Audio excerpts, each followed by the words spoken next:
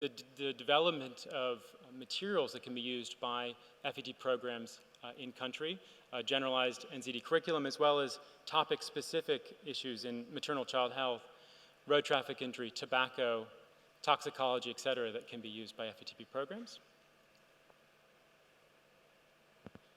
And we really think this will increase the number of trained NCD epidemiologists in country. And so I've sort of touched on each of these earlier, but one of those, and I'm going to go through them in the next 15 minutes or so, the mini grants, and that's been going on since 2010. It started with injury, and now has gone to 11 different topics. General and topic-specific curriculum, NCD-funded FETP resident and fellowship opportunities, and regional technical advisors. So just to show that our activities in support of NCDs is across the 74 programs that receive CDC support, there are around 40 that are advanced two-year programs. That's where we've focused our effort. All of those 40 programs do receive some support through mini grants or being touched by regional technical advisor and NCDs. In addition, we're providing support to some of the independent programs. About half of the independent programs that received initially support, like Thailand, Colombia, Jordan, are also eligible to receive mini grant support, et cetera. This is just showing our budget. We received less than 5% of the total CDC budget to support FETP, but with that, we've had increased productivity since 2010 as measured by completed mini grants and publications, so we're very proud of that since 2010. And this is going through several of the mini grants that have been accomplished by country. In total, 110. The bigger topical areas include maternal child health, I'll just go through these, birth defects, and injury. And one of those presentations is actually going to be following from Georgia on nutrition and physical activity by Natia, so hopefully people can make it to that presentation. And this is a map of the mini grants by country, both in independent programs as well as those programs that receive some degree of CDC support globally. Transitioning to curriculum. So we've developed an FETP NCD curriculum that's available on the CDC website. It's also available on the TEPHINET website. If your programs haven't looked into it, I think that it's a valuable resource on how you may be able to train on NCDs in your country. And in addition, there are materials on disaster response, maternal child health services, and civil registration and vital statistics that are available through the CDC FETP website. So recommend going there or looking at the TEPHINET archive of courses. In addition, we're going to be developing courses in cancer and posting those online, and I'll get into that, and birth defects as well. This is an example of a training we held in August of 2015 in Atlanta on road traffic injury, tobacco, and cancer. As well intended, and many of those residents are here now and will be presenting on NCD topics. The courses really are predominantly for FETP residents, but also include opportunities for graduates of the program that are now in a mentor role within their program. This is the example of the cancer curriculum. It's 40 hours of training over 4 topical areas in cancer screening, surveillance, both population-based and hospital-based registry development, cancer control activities. This is a growing burden in many programs. Again, the skills needed to do these types of analysis to evaluate a cancer screening or surveillance program are unique, and we feel this type of topical curriculum available to those residents that are going to do that type of work is really quite important. And so it's been piloted in Morocco and India, and also we include that training in Atlanta previously. We hope that training will be available online in early 2018 for countries. In this example of the birth defects workshops, in total we've had 125 residents trained in birth defects surveillance. Obviously crucial as you think about Zika and the need for microcephaly surveillance. If that had been in place in more countries, we may not have missed Zika as it circulated through Africa and Asia that related to birth defects. So the confluence of the capacity and NCD surveillance and technical ability really also interrelates with infectious diseases. So we can't think of these in isolation.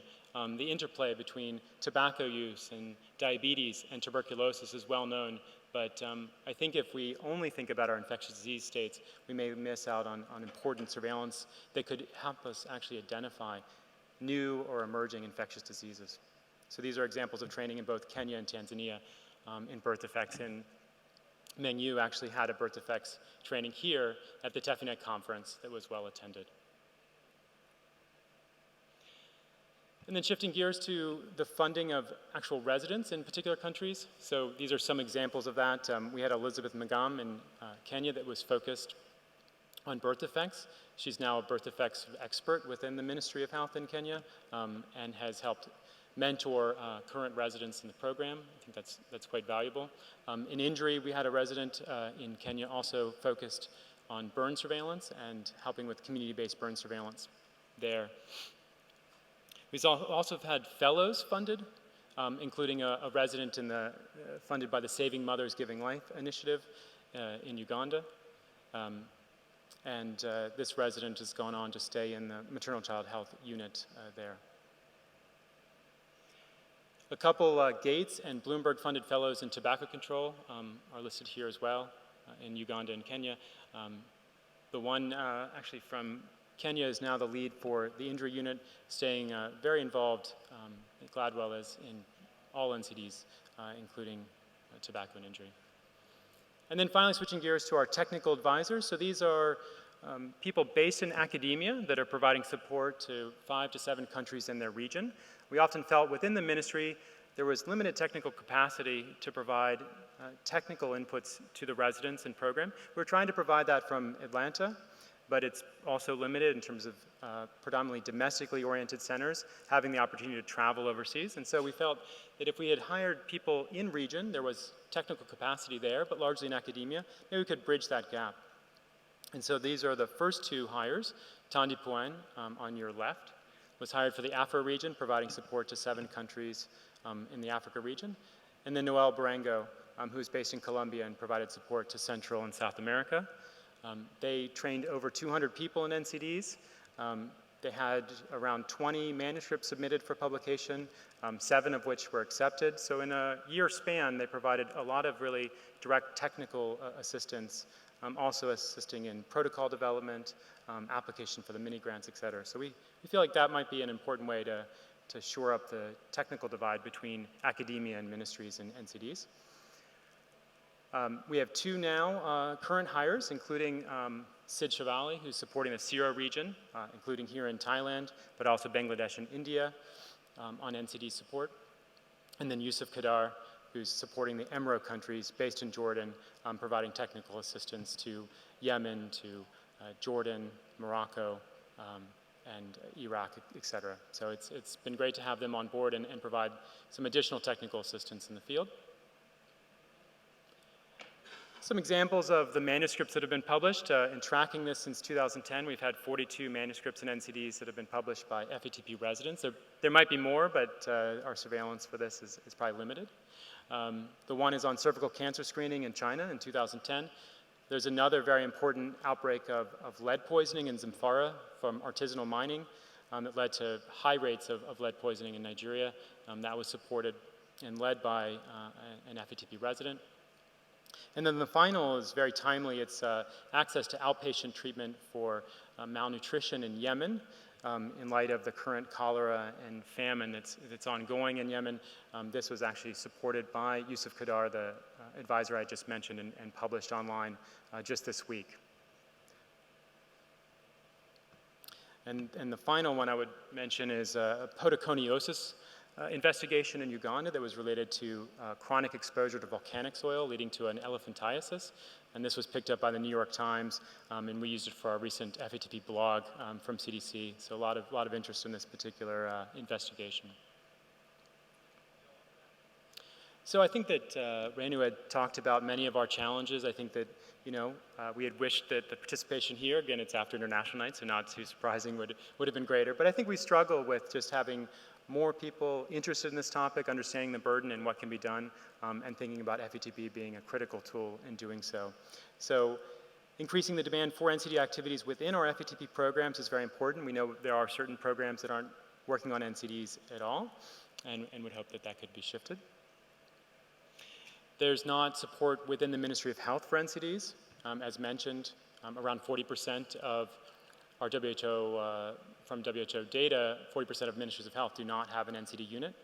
So there's advocacy within the MOH, and even if they have a program, is the ministry really supporting residents and focusing on NCDs? And then there are limited career opportunities for those that complete training focused on NCDs after graduation, as there are in general in FETP, but I think it's more pronounced within NCDs, and that's why we're trying to develop a post-fellowship set of career opportunities with external funding. So that is all I had. I think we're going to open it up for questions now. Great.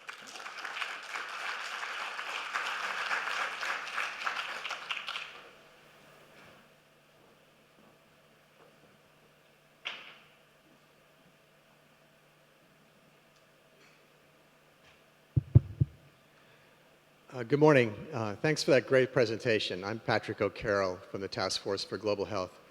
And thanks also for your focus on what the FETP fellows and mentors can do to promote research in this important area. I've got two questions related to the tremendous burden from hypertension around the world. First, is the prevalence of hypertension, the age-specific prevalence, been going up, or has this been a high prevalence for many years? And if it's been going up, any idea why? And the second question relates to the sort of intervention pyramid that Dr. Garg described, where the really powerful interventions are at the population level and the environment level and the exposure level, and the least impactful or the most expensive per impact are up at the top of the pyramid with clinical interventions and counseling. It seems like the interventions we've been focusing on for hypertension are up there at the clinical level predominantly. I'd be very interested in your thoughts about interventions at the lower levels, particularly those that our FETP fellows might investigate in terms of promoting those kinds of interventions.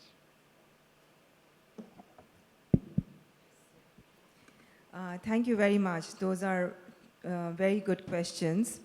So first about whether the prevalence of hypertension, is it going up, and whether there's an increase with age-specific prevalence of hypertension.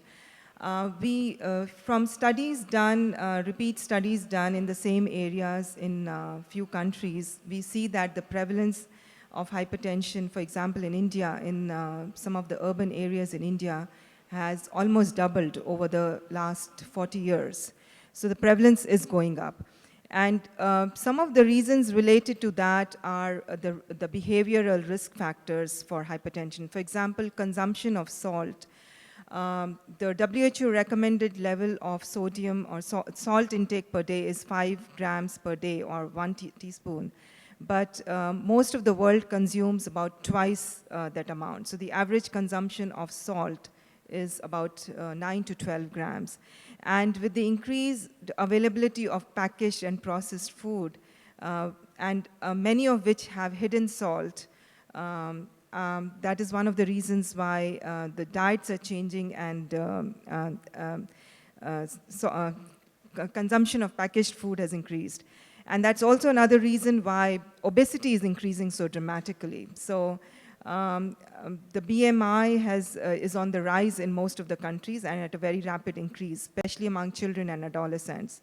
So that's another reason why the behavioral risk factors for hypertension have increased. On the other hand, access to treatment has not improved that much. Again, a study from New Delhi in India shows the percentage of people with controlled blood pressure is about 12 to 14% over the last 20 years. So it's both the increase in behavioral risk factors as well as the lack of access to treatment, which is sort of driving up the hypertension epidemic over the last 40, 50 years. Now, in terms of the interventions, for example, for hypertension that you mentioned, it's true that the interventions at the bottom of the pyramid will have the most impact, those that are applied population-wide. For example, if we have salt reduction at population level, that will impact the entire population, and it will shift the curve of systolic blood pressure to a lower mean systolic blood pressure prevalence. So I think the answer is yes, the population level interventions will have a greater impact, but at the moment, we do need both population level interventions and clinical interventions, because not treating hypertension, those who already have hypertension, means we'll have a lot of people having strokes and heart attacks, and that's going to lead to disability and premature mortality and increased healthcare costs. So, and also with age, to some extent, hypertension is going to happen at some age. So I think we need to invest more in population level interventions, and in the long run, that will have the greatest impact and it's most cost effective. But we also need to provide increased access to treatment to control blood pressure, and the cost of medication for high blood pressure needs to be reduced, just like we did it for AIDS, for example. So I think we need to have both interventions, but obviously the population level interventions are more cost effective. Thank you. Good morning. My name is Natalie Myatt from South Africa, from the Global Disease Detection Program. Thank you to both speakers, one for highlighting the extensive burden of the disease, but also congratulations for putting in NCD programs. Last night, having looked at all the physical activity of the dancers and looking at how people were panting after the sessions, one needs to consider the occupational health of our FETP residents, graduates, and staff. And one of the things and one of the opportunities that I'd like TEPHINET to consider is for us to put an occupational health program in for all FETP residents coming into the program, and that we focus on the health status of knowing your health, your status, whether it's your anthropometrics, your BMI, your blood pressure, blood sugar, and also your immunization status. And that we use that as an awareness to create what is your health status in your family and cascade that out to your family, and also bring the awareness of the importance of understanding your health status from an NCD perspective, and how do you influence your circle around you in your immediate family and your immediate workplace. And I think this is an opportunity for TEPHINET as a low-hanging fruit to institute an NCD program for our residents and graduates. The second issue is that when we do the surveillance, we're going to have to make recommendations. And these recommendations are often environmentally related in terms of your nutrition intake, your exposure to environmental things. And here's an opportunity for us to move into the One Health arena in terms of addressing some of the NCDs. Thank you for your consideration.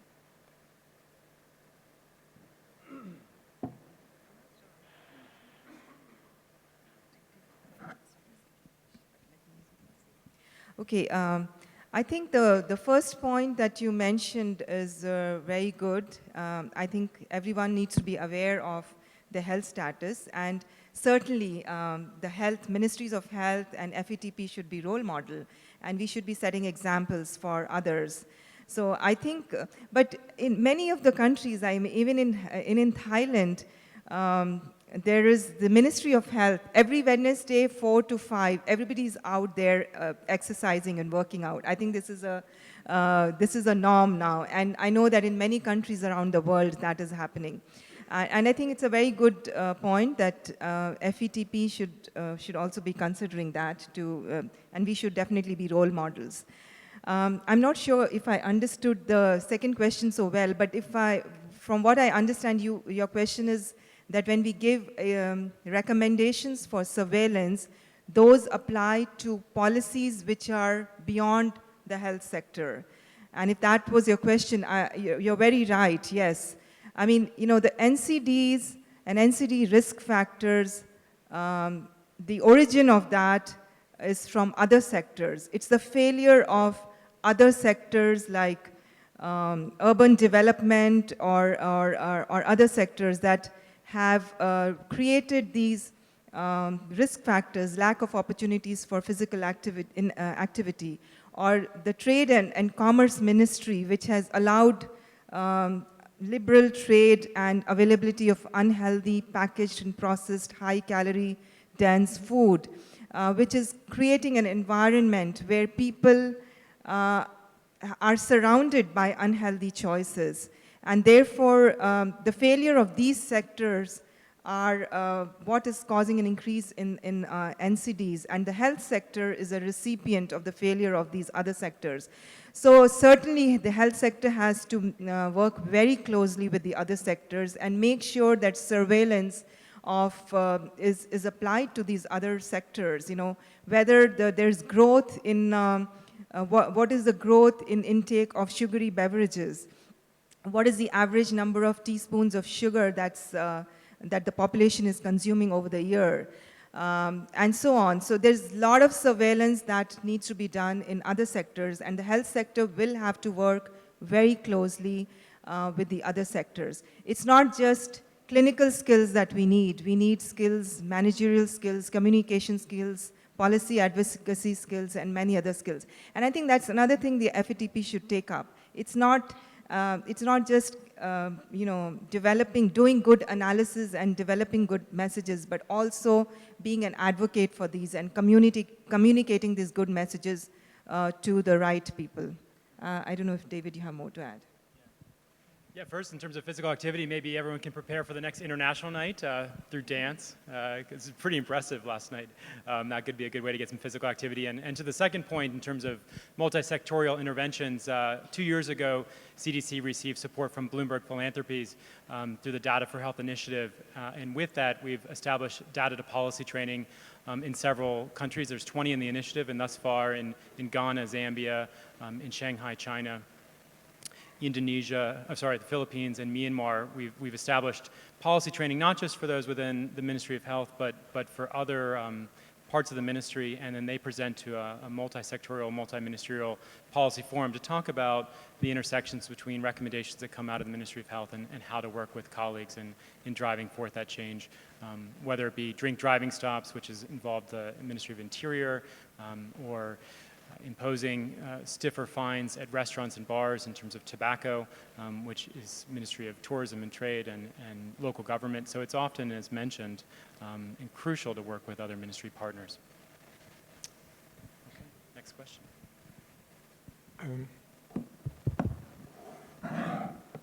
I commend you for the presentation. To frame my question, I think that we started the week talking about pandemics, and there was a sense of urgency that I don't really see in the FETP curriculum when it comes to NCID, including injuries. I think that we have to put inside the introductory classes as an example of pandemics, obesity pandemic, the tobacco use pandemic, and so on. I think that the mathematical theory of epidemics works out very well with, it has been worked out for infectious diseases, not so much for chronic diseases, but there is some of that has to be put in the classroom, has to be put in the curriculum of the first week of training. It has to be put in the front line, because it's the main cause of morbidity and mortality, as Kubno and Unchusak reminded us yesterday. And I don't see that. The other thing is the surveillance. The surveillance really should belong to the Ministry of Health. I disagree a little bit with the speaker. I think that the FETP has to take on putting together the data and use the data to press the authorities to do something about these pandemics, obesity pandemic and tobacco use pandemic, bad diet, lack of physical activity. There has to be more focus. There has to be more a sense of urgency. So my question is, can we not use cellular phones to track the epidemics of obesity the epidemics of tobacco use, the risk factors associated with injuries. I don't see why we shouldn't, move on and take advantage of the offer that was made by the Silicon Valley Foundation the other day. It is very important to track these new emerging viruses as much as taking, keep track of the lack of exercise, the use of tobacco. What do you think of that? Sure. Thanks, Victor. Just to first mention that the same initiative I had mentioned earlier, the Bloomberg Data for Health initiative, is also supporting the collection of NCD risk factor data through mobile phones. So an alternative to WHO STEPS surveys, which often take quite a long time to complete. This may be a lower cost, more rapid alternative, is collecting that data through integrated voice recognition or direct SMS from mobile phone users.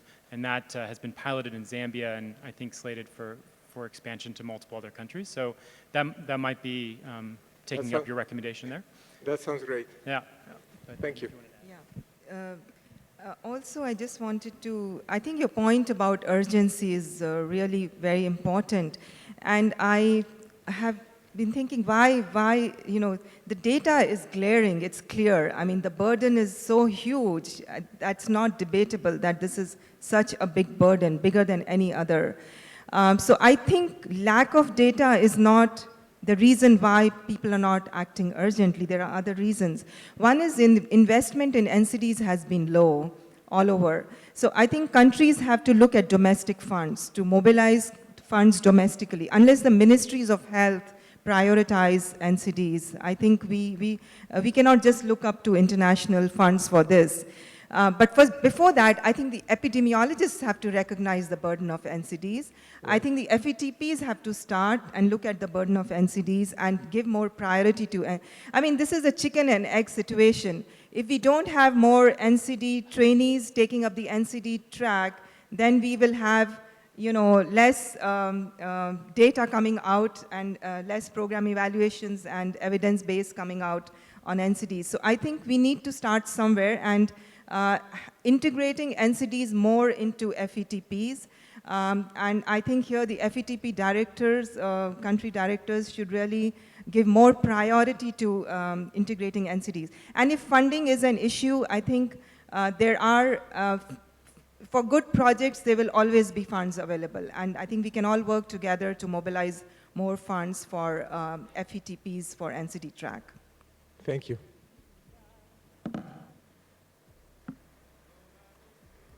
Hi, Matt Moore, FETP Vietnam. Great discussion, and I completely agree with the comments about urgency. And I wonder if one way to inject urgency into the conversation is to partner with economists so that we can talk about costs. Policymakers, no matter where they're from, they understand costs.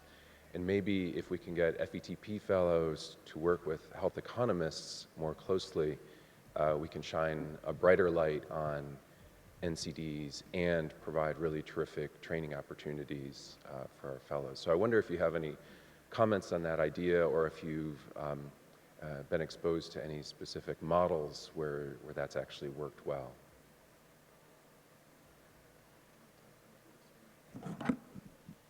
Thanks, Matt. In response, the data policy training we've developed includes several modules on costing and impact modeling. These are skills that many FETP residents don't have and are useful for infectious diseases too. So, tabulating the cost for a particular program, as well as the costs of morbidity, mortality, of medical treatment costs, of premature death. I think these are really important skills in general to be able to adequately advocate to a Ministry of Health and the Parliament on why changes should be taken and how you should do that. So I do think that those are important skills, and so did you want to? Yeah, I think in general my feeling is that one of the points that David mentioned in his talk is about mentors. I think we don't have a lot of mentors for NCDs and champions for NCDs. I think one way to in addition to the training modules and in-class training. I think it's also good to have more exposure and and working, FETP trainees working more with people, activists who are working on NCD issues and learning from them, shadowing them and working with them. And I think that can also give them more skills on how to advocate to policymakers. But I think, again, this is really, like building the training capacity and training materials for NCDs also, I think, needs more priorities. And as, just like we have so many good case studies for infectious diseases, I think we need to build really good case studies for NCDs. And some of those can include how to take data and messages to translate into policy making at that level.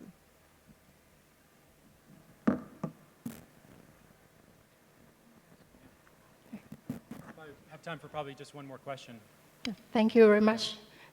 Akur from Chiang Mai University. It seems there are many courses on NCD which established by CDC. I would like to ask, is there any course for FETP on hospital epidemiology? Because right now we face a huge problem with MDR infection, not only in the community, but also in hospital. Is there any courses?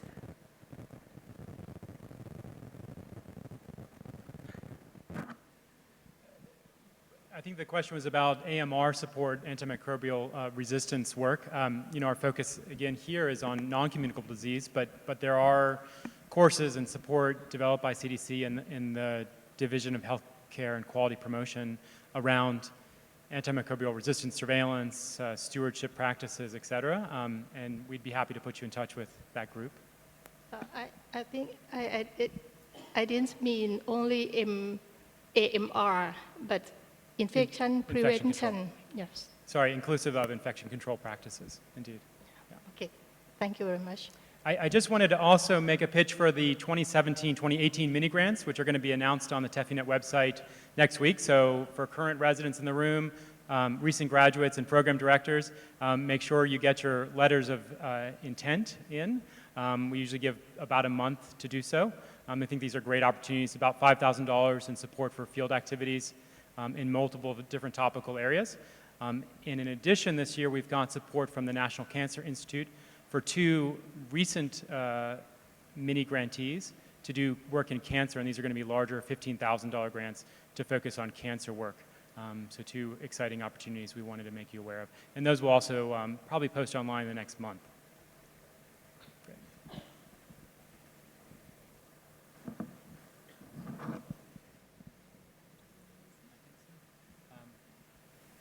Well, thanks everyone for attending. Really appreciate it.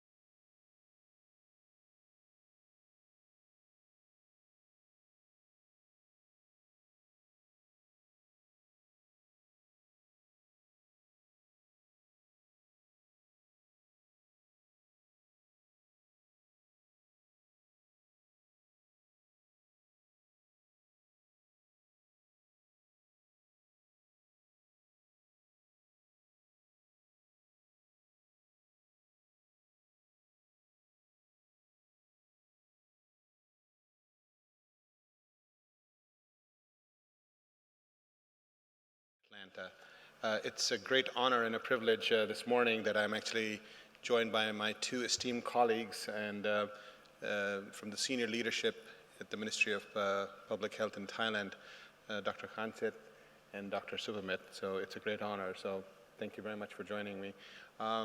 So what we will be doing is that within the next hour, all three of us will be making short presentations for about 15 minutes or so, and then towards the end, we will leave time for questions for the panelists. So I would actually request my colleagues over here to please stick to time, because I think we're starting a little late because of the session that has actually ended before us, and we might go a little over to compensate for the time, but we'll try and do our best. So without further ado, what we will be doing is that I will first invite Dr. Khanchit, who will basically set the stage and provide us with a background about public health and how it relates to global health security.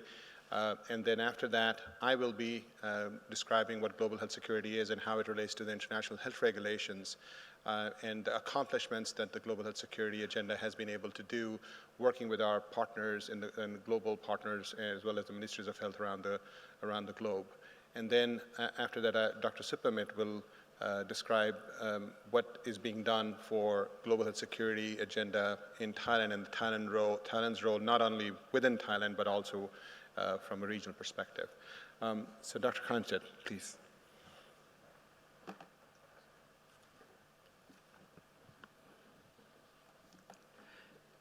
Thank you very much, Kashef. Good morning.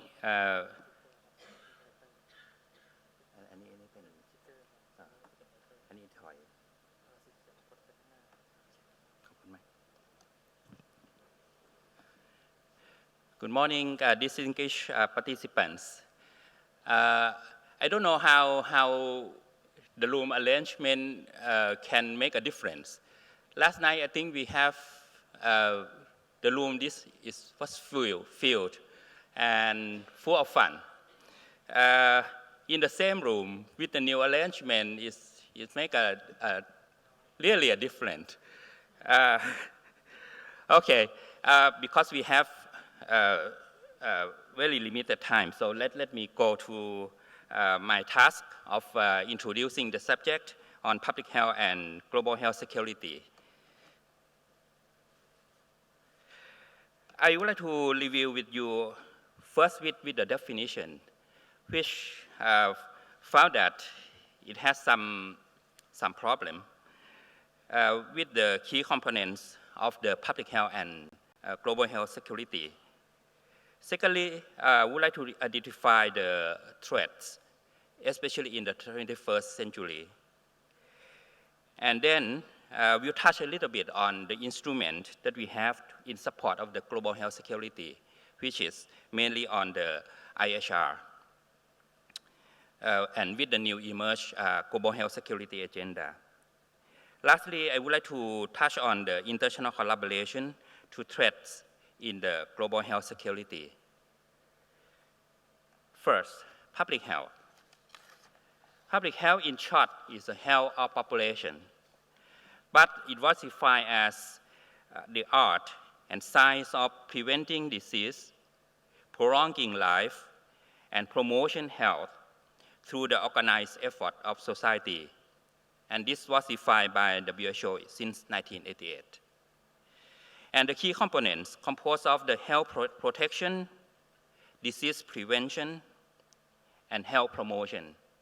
So you can see that global health security fall into maybe mainly on the second category, which is within the key components. So global health security that we are going to discuss is a component within the public health. The WHO also has identified role of public health as a 6 core functions, which compose of providing leadership, engaging in partnerships, setting norms and standards, articulating ethical and evidence-based policy, providing technical support, catalyzing change, and building sustainable institutions, and shaping the research agenda. And lastly, to monitor health situation and trends, which I think pretty much Ministry of Health around the world employ these 6 core functions as well. So the critical aspect of emergency preparedness and response should be linked to these core public health functions. Now come to some interesting figures as a note. There is an estimated number of 2.1 billion airlines passengers travel in 2006. And with this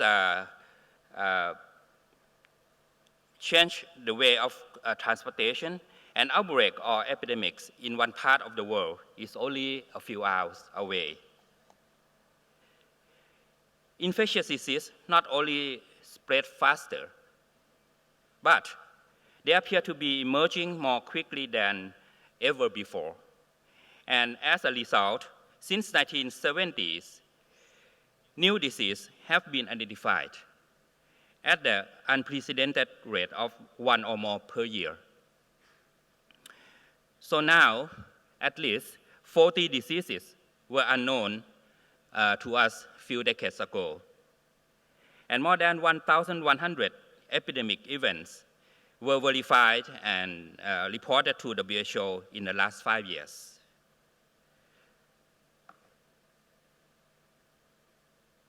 Bill Aldis, who is a former WR in Thailand, wrote an article on health security as a public health concern.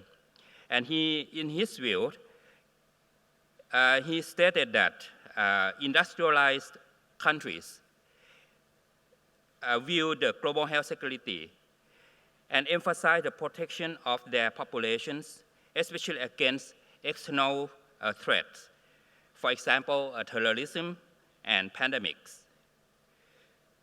On the other hand, developing countries and within the United Nations system understand the term in a broader public health context. So this incompatible understanding of the concept between developed and developing countries set the stage for the breakdown, caused some misunderstanding between each other, and as a result, it may affect the global cooperation. As a repeating discussion, health security may have the following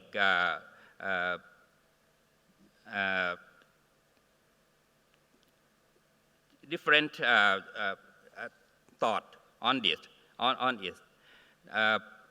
So the discussion is fall into the number one, the protection against threats, as defined by UNDP, which has the interest in the human security, which includes the protection of vulnerable people against the hunger, disease, and repression.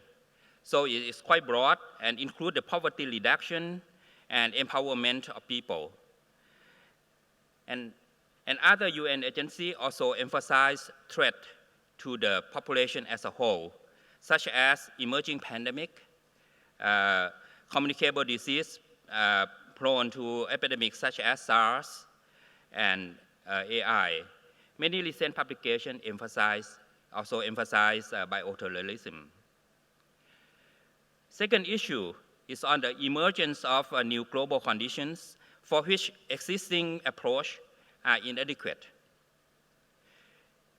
There is a discussion between classical security concerns, which is fall into the area of peacekeeping, maintenance of law and order, versus the humanitarian approach, which is health security. So this is also problematic. Thirdly, in the new era, engagement of new actors, including military establishments, has been also proposed. And lastly, the linkage to foreign policy interest And this caused the divided politically by country or fragmented when we analyze the situation.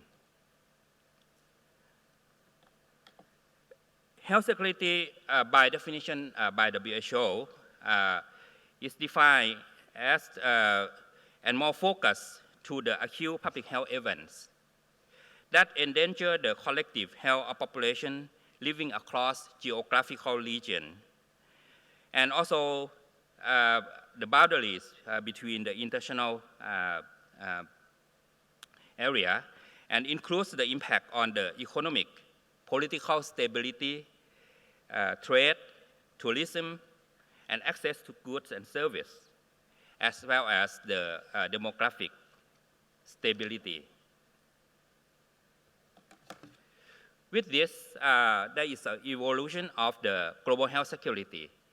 But however, we have to build it on the historical achievement that we have been successful in the past. First, about plague, we have the quarantine as a tool to control the epidemic. Cholera, we have sanitation, and smallpox, we use immunization to eradicate. But the threats in the 21st century has changed. The paradigm has changed to the several causes. The first one is the human causes of health insecurity, which composed of several factors. To name a few, inadequate investment, as in the case of HIV, TB, and malaria. Safety of the unexpected policy shift, as in the case of a polio outbreak in North Nigeria, because of the at least two local governments suspend the polio immunization. And that cost approximately $450 million US. And the third one is a consequence to the conflict. And as a result, it weakened the health system. Microbial evolution caused a big problem now on AMR. Foodborne disease, even though the food safety nowadays has made a very good progress, but still, we still have unevenly common foodborne outbreak. Bioterrorism, as in the case of anthrax in 2001 in the US, and that caused a lot of panic and concern around the world. So global collaboration to meet the threats to global health security is very much needed.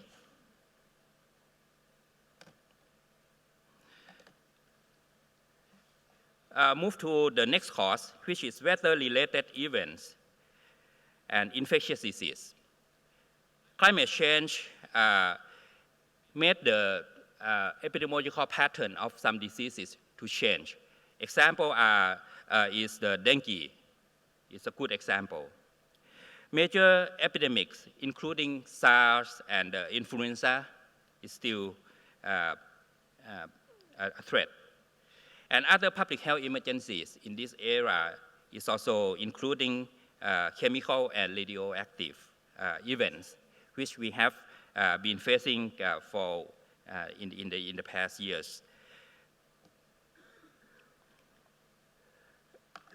I borrowed this slide from CDC website, which define global health security into 3 risks, 3 opportunities, and 3 priorities.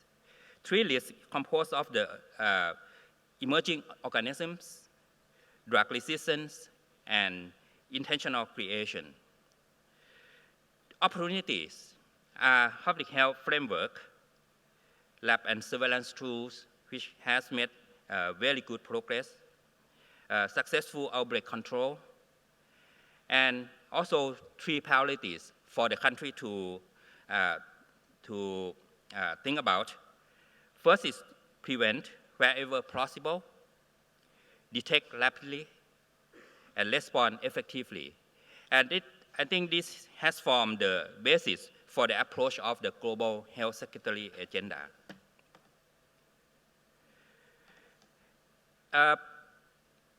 Pandemic or outbreak of some diseases has a multiple impacts. In this case of Ebola, we have seen that citizens or people are in panic. This is an effect on the communities. And the government was criticized if they don't have taken the good preventive measures. That is the impact on the government. And lastly is on the economy, which is financial markets may be impacted. So what do we need to overcome that impact? First, we need to use the approach as an all-hazard approach, and a whole of society and intersectoral, multi-sectoral approach, as well as risk mitigation approach. And we have to treat health security as a global public health good, public good, with high political commitment, as well as promote the international partnership. International collaboration to treat threats of the global health security is very much needed. Serious health threats to humans emerge without warning. So we must be prepared for the next SARS, next Ebola, which may come sooner or later. Readiness will require good global partnerships for all countries and stakeholders. The national core capacity in disease detection, as committed by all countries in World Health Assembly. Today, nothing moves faster than information, so sharing is one of the most feasible routes to fight global health security threat. And rumors are more damaging than fact. And this curve, which is on the bottom, is a curve that you may be very familiar, that early detection and rapid response may change the outbreak setting. And recently in the region, at least in my region, there are a lot ongoing of the discussion about how we can deal with the health security issue.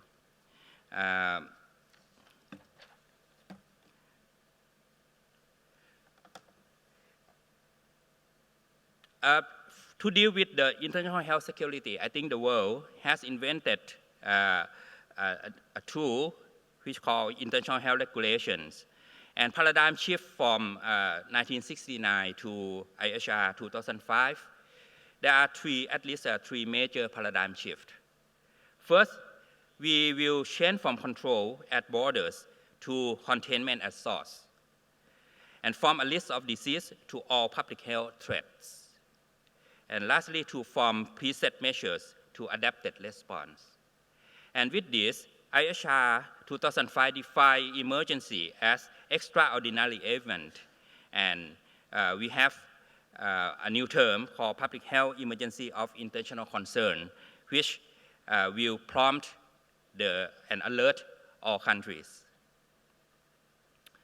We have come a long way. This is a timeline which I won't go into the details, but is how we come up with IHR at the end. So IHR 2005 is the international law to prevent spread of public health emergencies. All 196 WHO member states bow to cooperation and transparency. And compliance will help mitigate the outbreak's impact. And as I said, There are a lot of stakeholders in this area of approach. With the strategic partnership country planning, there are several stakeholders, so it involves many stakeholders. And also, you have seen this list of framework and initiatives. So it needs the close collaboration to synergy, to concert the effort. So in summary, global health security requires international cooperation in surveillance and outbreak alert and response. Global health security needs to be operated under well-functioning public health system. And thirdly, sharing knowledge, technology, and resources are good practice. And global responsibility for capacity building in all countries in surveillance, laboratory response, network support need global collaboration and cooperation. Strong public health at the country level is vital to be well prepared for any global health threats, including health system. And I think this is where FETP can contribute in implementing the IHR 2005. So I would like to end my presentation with the quote from the former Director General of the WHO. She said that international public health security is both a collective aspiration and a mutual responsibility. The new watchwords are diplomacy, cooperation, transparency, and preparedness. Thank you very much.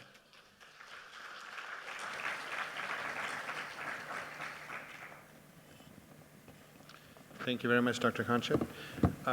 I will now, can I have my slides, please? Can I have my slides? Thank you.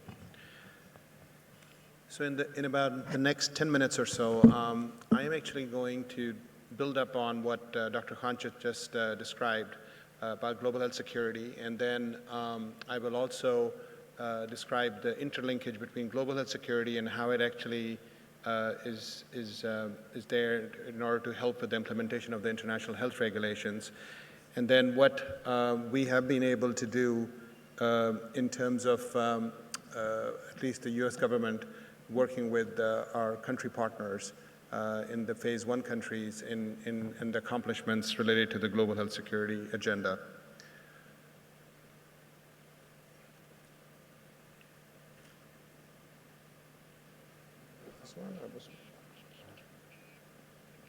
Oh, that's one. Okay, thank you.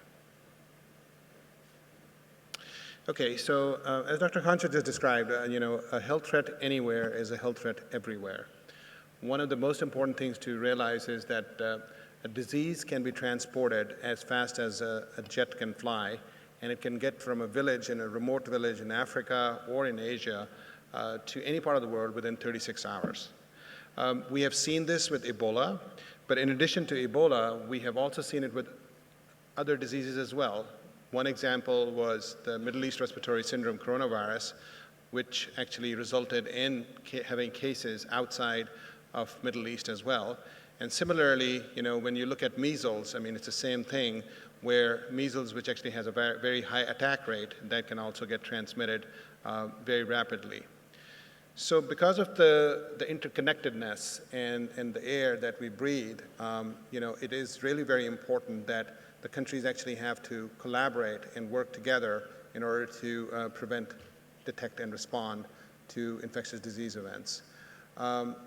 So in 2005, that's when the international health regulations were revised. I'm not going to spend a lot of time on it because the impetus for doing that was basically SARS. And then, for the international health regulations, there are 4 major areas which basically relate to the detection, response, as well as working on the reporting and assessment. So the clock for the countries to be compliant with the international health regulations started in 2007. And I'll just probably go back, okay. So the clock for the international health regulations, for the countries to be compliant with the core capacity started in 2007. And then in 2012 was when the countries needed to be compliant with the core capacities. However, in 2012, only 1 in 5 countries was actually able to self-report that they actually were compliant with the core capacities for international health regulations. There was an extension granted to the countries for another couple of years till 2014. And then again in 2014, when the countries reported, there were only 33% of the countries which basically were compliant with the international health regulations. So the countries were definitely not prepared, and we saw that in Ebola epidemic. And then apart from the Ebola epidemic and what I just described in terms of MERS as well as measles spread, this is a slide which basically shows the countries with outbreaks which were reported, and this is through our event-based surveillance work that our Global Disease Detection Operations Center does at CDC. And as you can see, there are outbreaks occurring as we speak around the globe. So we really need to actually have these capacities available at the country level so that they can actually control these outbreaks and prevent them from spreading outside the country or even outside the village into other parts of the countries. So why should we care about health security? Well, I mean, as I just described, that diseases are spreading faster and further, and we do know that we are not prepared, and at least 70% of the countries are not prepared. And then we saw that there is an economic impact which is associated with not being prepared and actually having these outbreaks and spread of the outbreaks, as was seen in SARS, which was about close to about $40 billion globally, and then more recently in Ebola, it was around more than $30 billion. So there's tremendous impact, and it can actually hurt the economies of the countries, as we saw recently, even with the Ebola epidemic, where the countries in West Africa were making great economic progress, a couple of those countries, and because of Ebola, it actually caused a big dent in their economic and in their economies. I'm not going to spend more time on this because Dr. Khanchit already described this. So the Global Health Initiative, the vision was that we should actually have a world which is safe and secure from global health threats posed by infectious diseases. The Global Health Security Agenda was launched in February of 2014 with leaders from about 28 countries, including WHO, OIE, and FAO. And by September of 2014, there were already 44 countries which had actually joined the Global Health Security Agenda. And then in June of 2015, G7 also committed to assisting at least more than 60 countries with the global health security efforts. And in September of 2015, at the second Global Health Security Agenda ministerial meeting, which was held in Seoul, Korea, there was a lot of global effort which was galvanizing around ensuring that the global health security agenda does get implemented and the countries are able to help each other in achieving the core capacities of international health regulations and be prepared.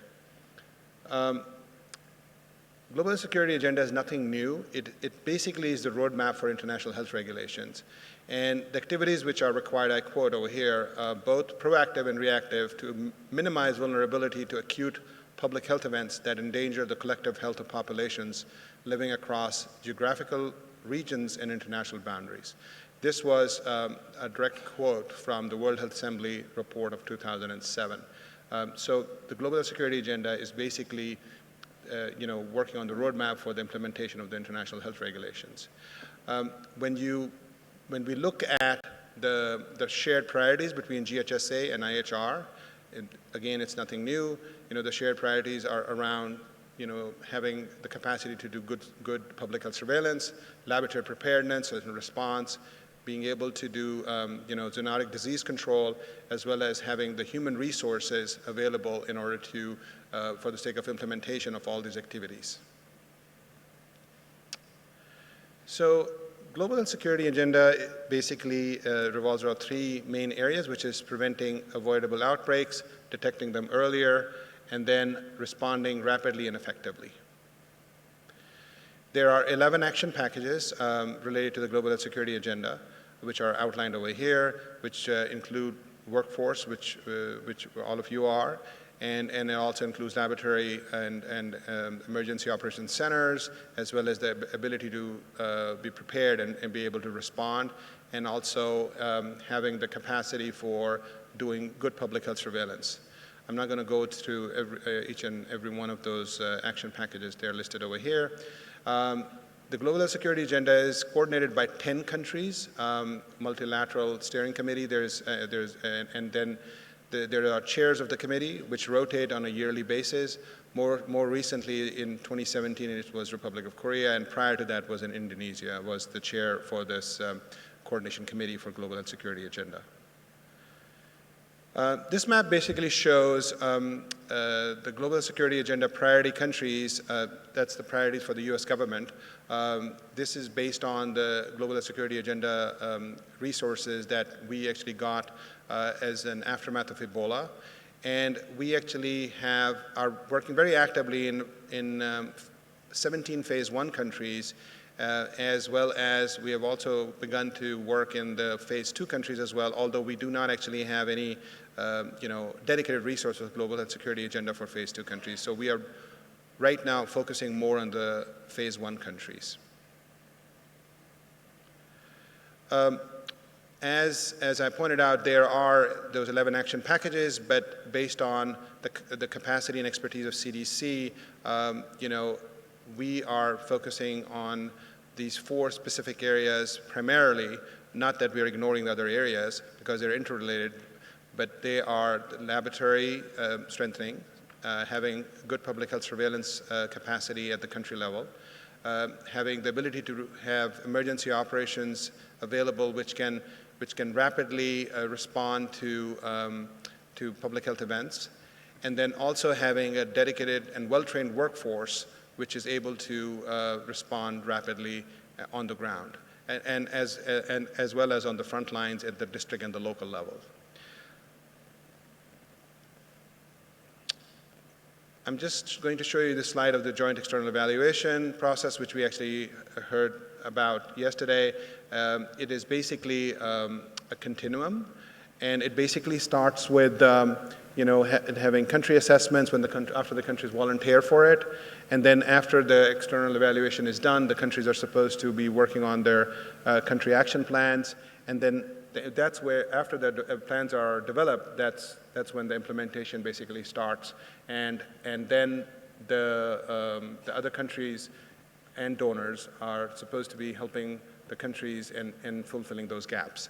And then this process is supposed to be repeating itself in about every 3 to 5 years to see how the countries have moved from what their baseline core capacities were during this time period. So a little bit about the global security and the priority country achievements that we have been able to working with our partners in the ministries of health in the phase 1 countries. This slide basically shows some of the achievements that we have been able to accomplish in a relatively short time period. For instance, in laboratory and surveillance arena, there are 14 countries with detected dangerous pathogens using the new equipment and capabilities. There were 12 countries which trained community members to detect and report potential threats. 8 countries analyzed surveillance data to inform targeted immunization campaigns. And this is really impressive because that's where the ministries of health are really building capacity and are able to do all this work. In addition to that, from the workforce standpoint, in our 17 phase 1 countries, 100% of the countries participated in the field epi training program. There were about 3,700 plus individuals which were trained on the ground for disease detection and rapid response. This is basically frontline, FETP. there were about more than 500 potential disease outbreaks investigated and responded to by trainees since January of 2016. In the area of emergency operations and response, 70% of the countries, these are the phase 1 countries, they had emergency operation centers which were activated for real emergencies. And then about more than 80% or 88% of the countries evaluated health emergency management capacity. So there was impressive achievements which have been made in a very short time period by working with the ministries of health and working on this global health security work in order to help these countries achieve compliance with the core capacities or build towards the compliance with the core capacities for international health regulations. This slide just shows a snapshot of some of the work that you guys actually do. For instance, like in Liberia, there was a measles outbreak which was investigated by the trained through the training of the frontline FETP program in 2016. And then, in India, an Indian EIS officer or their FETP fellow, they helped work in a district rapid response team to take interviews after a food poisoning outbreak in Gujarat. So that's what it's showing.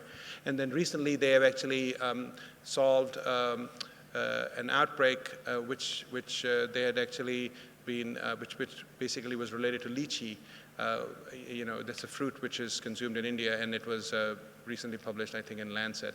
So it's really impressive work that the FETPs are doing around the globe, and they're building capacity in the workforce arena. And then with the same theme, there is post-Ebola work in Sierra Leone, and then there are also stronger labs which have improved detection in Thailand, for instance, with the Aedes aegypti, and this is all by virtue of the laboratory strengthening work that has been done in this country as well. So as I began with why do we need global health security agenda, and if by doing and showing you the impact that we have actually had in a short time period, the impact of the global health security agenda would actually help with prevention of illness and death from infectious diseases, threats both locally and globally. In addition to that, it will also improve the country's ability to meet the priorities of the international health regulations that they actually signed up for. And then it will definitely reduce the impact for travel, trade, morbidity, and mortality globally. Thank you very much.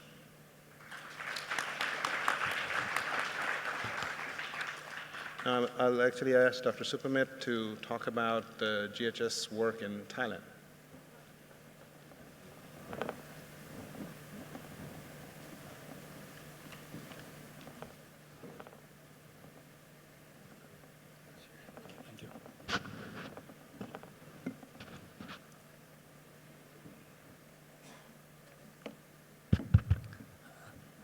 Good morning, distinguished guests. I'm very pleased and honored to join this panel. And with regard to involvement in global health security, different countries will have different experiences and views. I will offer my honest reflection from a country, Thailand.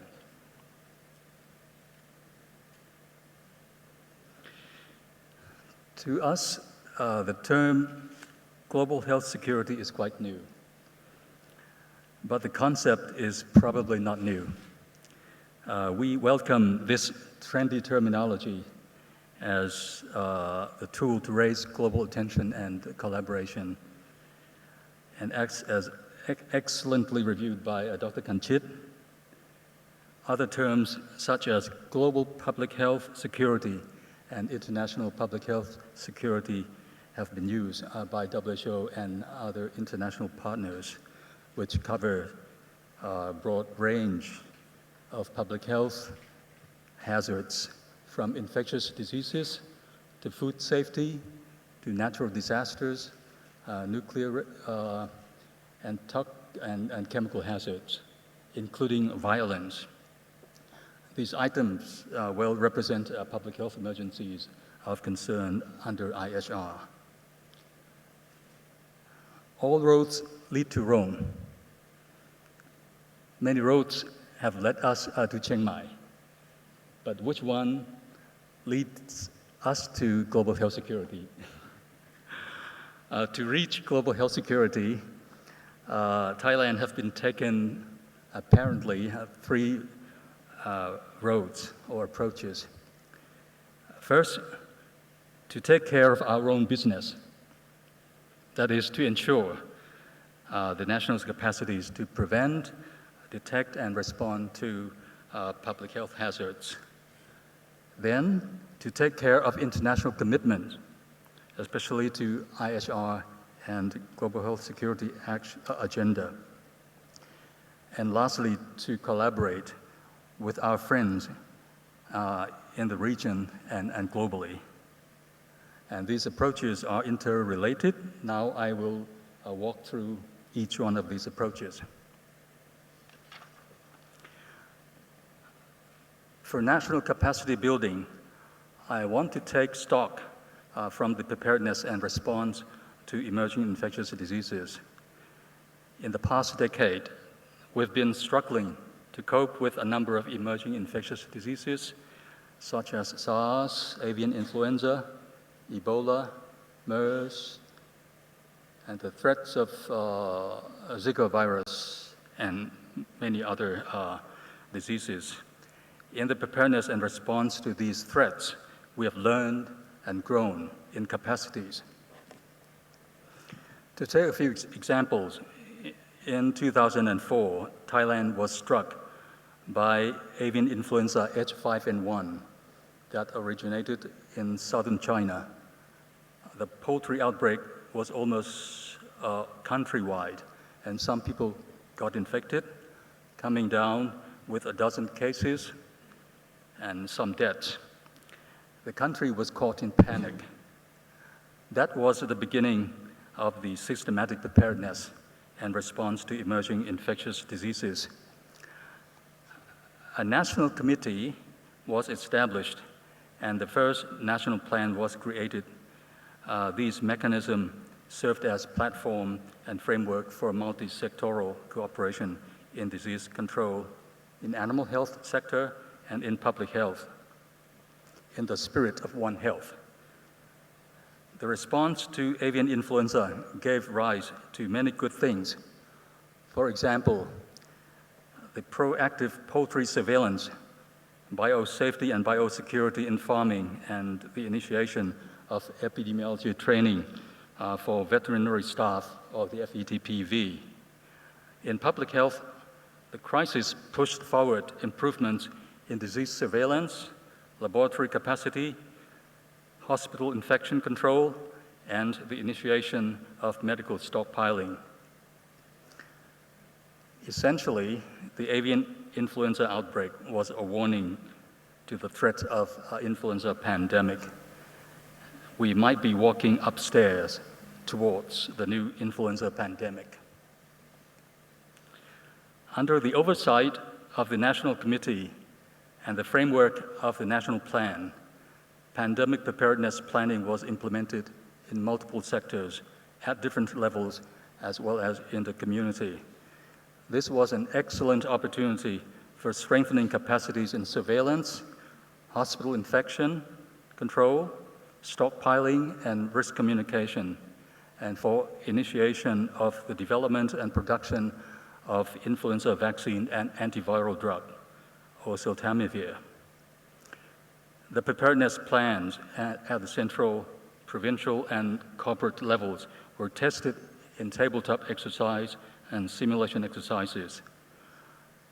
Eventually, Thailand shared the same fate with other countries, being hit by the H1N1 2009 pandemic that originated probably in the Americas. We responded to the outbreak based upon the capacities built over the past 4 years. And in 3 outbreaks, in 2009, 2010, over 30,000 cases were hospitalized with a case fatality of 1 in 1,000. We presume that the health and social economic impacts would have been much more serious if we had not done, if we had done less with the pandemic preparedness. 3 years later, the third version of the national plan came into effect, with its scope extended to cover emerging infectious diseases in general. The National Committee has also extended its oversight accordingly, and these mechanisms have served quite well in the response to the recent Ebola and MERS threats. The management of emerging infectious diseases observes the national frame for disaster prevention and mitigation. For example, for large outbreaks, the response will be conducted under the command of a national committee chaired by the Prime Minister. And in turn, the National Disaster Prevention and Mitigation Plan observes an international framework called the Sendai Framework for Disaster Risk Reduction, which is coordinated by the United Nations. In 2006, an international conference was held in Bangkok and came up with the so-called Bangkok Principles, which recommended strategies for implementing health aspects of the Sendai Framework. The Sendai Framework and the Bangkok Principles make strong reference to the international health regulations. Now I will touch upon the second approach to global health security, the compliance with international laws and agreements.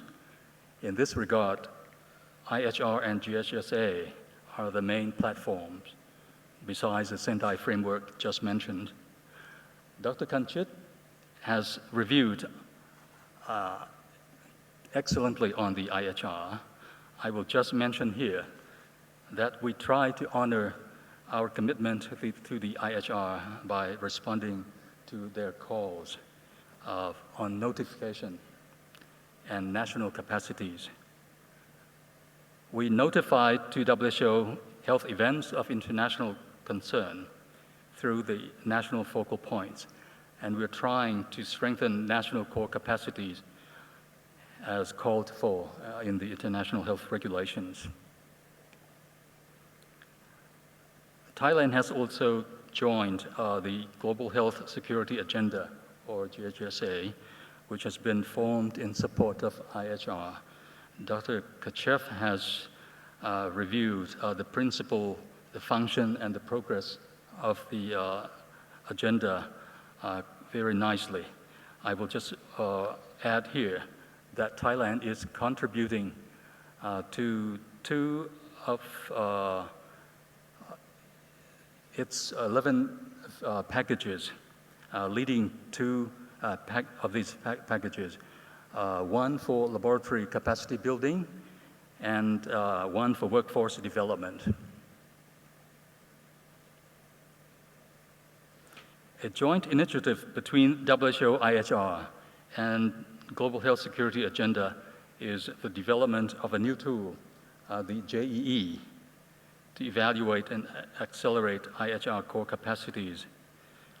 JEE has been conducted in a number of countries, and recently, in June, one evaluation was carried out for Thailand. The evaluation has reflected on current status of IHR core capacities in Thailand that have been developed and maintained by partners in multiple sectors. The evaluation for Thailand has revealed strengths in many areas of work and the gaps in many other areas. As shown in this slide, for capacities in international legislation, policy, and financing, and in this slide, for the capacities in zoonosis, food safety, and biosafety and biosecurity. The scores given to dozens of indicators in the JEE template may be appreciative to some people and may be disappointing to many others. But what is most important is not the score, but the knowledge of the strengths and gaps that have been assessed in good faith, unbiased, by the evaluators, and it will be extremely helpful if the gaps will be carefully considered and addressed. Our third approach is the involvement in the regional and bilateral collaboration. ASEAN is a promising forum for GHS Drive, as 11 members of the ASEAN have literally unified into the ASEAN community. This offers opportunities for closer collaboration in many areas, such as surveillance, information exchange, training, research, and harmonization of laws and regulations, all for the national benefit and mutually for regional benefit. The regional collaboration is seen in ASEAN work plans. Some good examples include the work plans on multi-sector pandemic preparedness and response, the ASEAN +3 Field Epidemiology Training Network, the ASEAN Dengue Day campaign, and the ASEAN Strategy on Rabies Elimination. Thailand is taking lead in a number of these regional programs and participating actively in many programs. Back in the year 2003, as SARS had just emerged, Thailand hosted an ASEAN summit on SARS to discuss regional collaboration against the emerging threats. From this slide, you can see many leaders of ASEAN member countries. Some of them stay, some of them are gone. And more recently, in 2014, Thailand hosted an ASEAN +3 health minister meeting on Ebola to coordinate regional collaboration for Ebola preparedness and to raise support for Ebola-affected countries. We have entered into bilateral agreements with neighboring countries, Cambodia, Laos, Malaysia, and Myanmar, to engage in collaboration on surveillance, information exchange, training, capacity building, research and development, stockpiling, and other areas of work. We have maintained long collaboration with Japan, which has contributed significantly to our national health laboratory capacity, and especially long-standing and outstanding is the Thailand-US collaboration in health. The Center for this Collaboration, or the TUC, just celebrated its 40 years celebration, if I'm not wrong, just last year. The TUC has many collaborative programs with the Ministry of Public Health and other Thai partners. The products of this collaboration have contributed tremendously to the national health policy and institutional and workforce capacities. And with regard to global health security, TUC's International Emerging Infection Programs, or IEIP, the Influenza Program, the Laboratory Capacity Support, and the FETP support have made that invaluable contribution.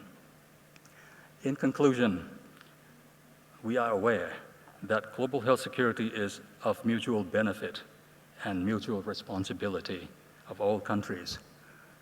Global capacities to respond to health hazards and emergencies are collective capacities that rest upon national capacities. If a country fails, all other countries are at risk and may succumb to serious problems.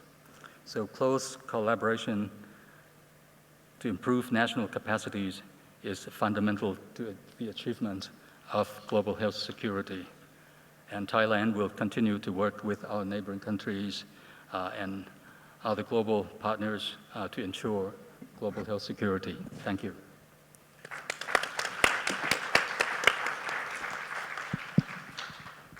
Thank you very much, Dr. Supamit, for an excellent presentation. We have about close to about 10 minutes or so. So if anybody has any questions or comments, please, there are microphones at the back. I mean, you can use them and identify yourself and ask the question.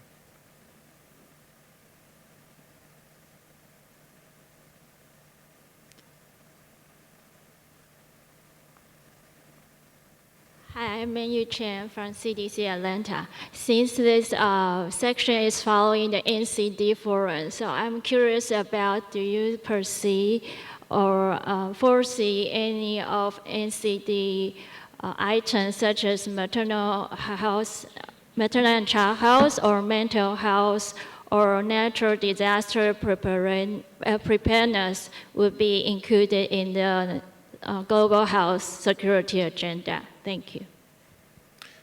Thank you. If I understand your question, it was a little hard to hear, is that you are actually asking about non-communicable diseases and mental health and its inclusion in the global health security agenda. Okay. You know, maybe I should actually answer it. I'm looking at my colleagues over here. The global health security agenda is primarily focused on infectious diseases at this particular point in time. But as you know, sometimes a lot of outbreaks or of unknown etiology can actually have, a non-infectious etiology or origin as well. So from that context, I mean, you have to keep in mind that the etiology of an unknown outbreak can be, a non-communicable agent. That is one thing. But at the same point in time, I mean, we have to be, I mean, it is not included as part of the global health security agenda. I don't think there are any plans to include it, but as public health professionals, we actually have to keep in mind that they are interrelated because of, the vulnerability of people who might actually have chronic diseases which makes them more vulnerable to infectious diseases or catching infectious diseases. So you have to keep those things in mind. But that is the best answer that I can try and give you at this particular point in time. I don't know whether Dr. Khanchit, you actually have any. Yes, under the international health regulations, as I showed that it is the all hazard approach. So sometimes abnormal event, if we don't know the etiology, whether it is it caused by something that is non-infectious origin, we may have to initiate the investigation. And if we can confirm that it comes from non-infectious or other cause that is out of the chemical or radiological, then I think we can refer back to those who has the expertise. That so IHR is really something that whether you know or you unknow, you don't know, it need initiate the investigation if we feel it's a threat. Thank you. Yes, please. I share concern with our colleagues from China. And if I will interpret global health security not as program, but as concept, as I mentioned earlier, we are seeing this as the concept that is inclusive. And it's getting in evolution. In the public health, global public health security, we covered things like natural disasters, chemical and nuclear hazards. All these hazards will have implication on NCDs, on people who have NCDs, on maternal and child health, and even mental health. So I think ultimately we are also concerned with all these interconnected health problems, and we should be addressing them too. Thank you very much, Dr. Supamit. I think one of the things that we have to remember is that global health security agenda, that particular initiative actually includes focus on, infectious diseases. Now, when you talk about global health security in general, then it actually means everything, because you have to take into account some of these other natural disasters, humanitarian disasters, and all those kind of things into account as well. So you have to keep that in mind. So there is a subtle difference between the agenda and global health security in general. So okay. Any other comments and thoughts? Please.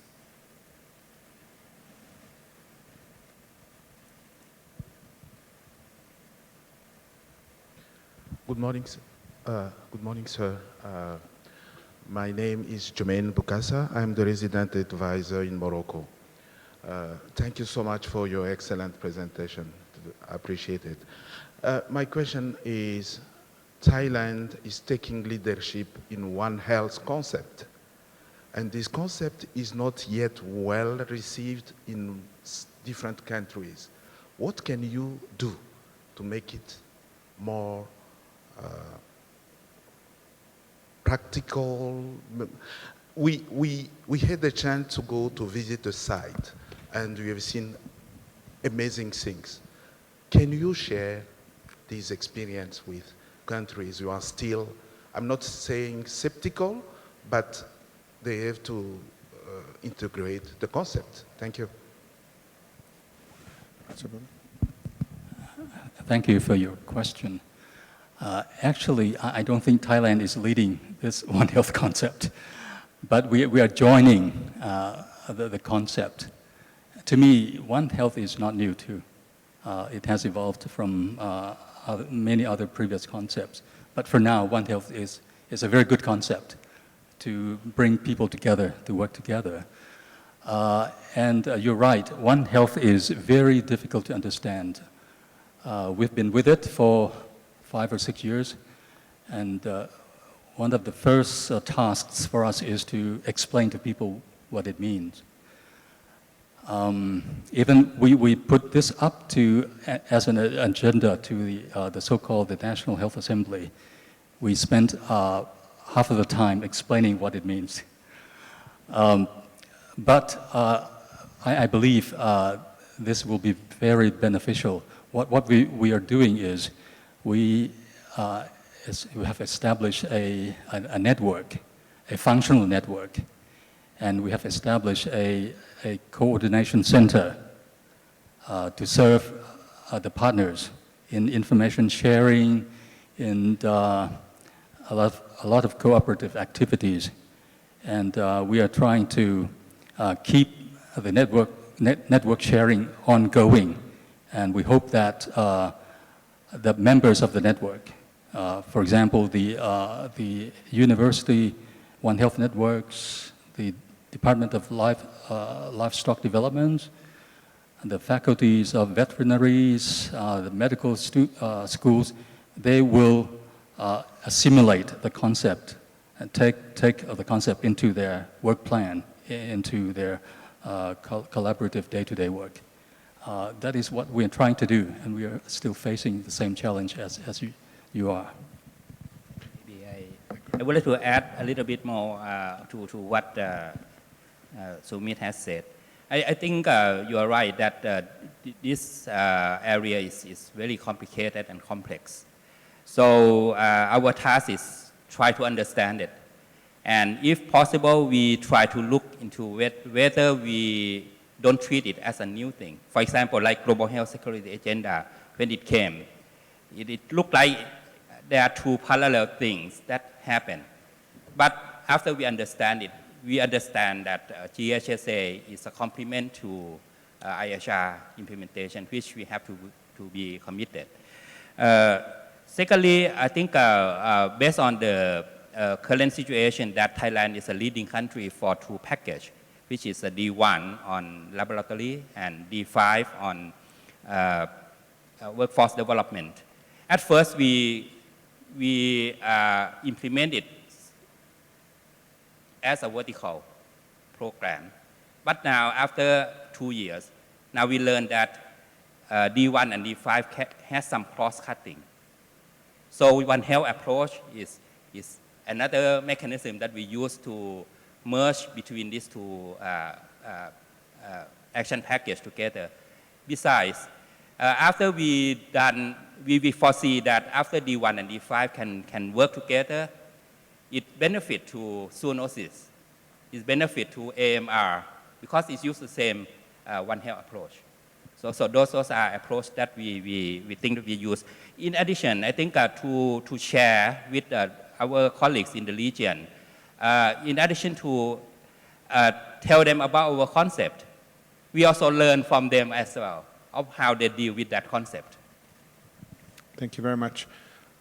Any last question or comment? Well, if not, okay, go ahead, please. Thank you very much for a wonderful presentation. My name is Poyan Joka, a veterinary surgeon working with Malawi government.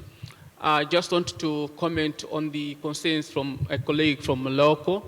I just want to give an example of how the One Health concept is being tackled in some parts of Africa. There is a center of excellency which is established at Sokoine University of Agriculture in Tanzania. It's called SACIDS, that's Southern African Center for Infectious Diseases. What they're actually doing, they are coordinating the One Health concept in the southern part of Africa. They're offering some scholarships for master's students and PhD students. And currently, they're also implementing a number of projects which are applying the One Health concept in the Southern African countries. So this is just one way of promoting the One Health approach. You can establish a center of excellence in the western part of Africa as well, which can be coordinating One Health activities. Another example also is the establishment of the programs in One Health. Like I'm going to give an example of University of Pretoria has also come up with an online master's program on One Health. So these are some of the initiatives which the southern part of Africa is taking on One Health approach. Thank you. Thank you very much for sharing those excellent examples where One Health approaches can be more understandable to a lot of ministries of health and policymakers, and I think that those are very valid and very good examples. Any other comments or thoughts? Well, if not, I really appreciate everyone staying for a little overtime, and thank you very much. I really want to thank my colleagues over here, Dr. Khanchit and Dr. Supamit, for your time and you know, taking the time for doing excellent presentations and sharing your experiences. Thank you very much.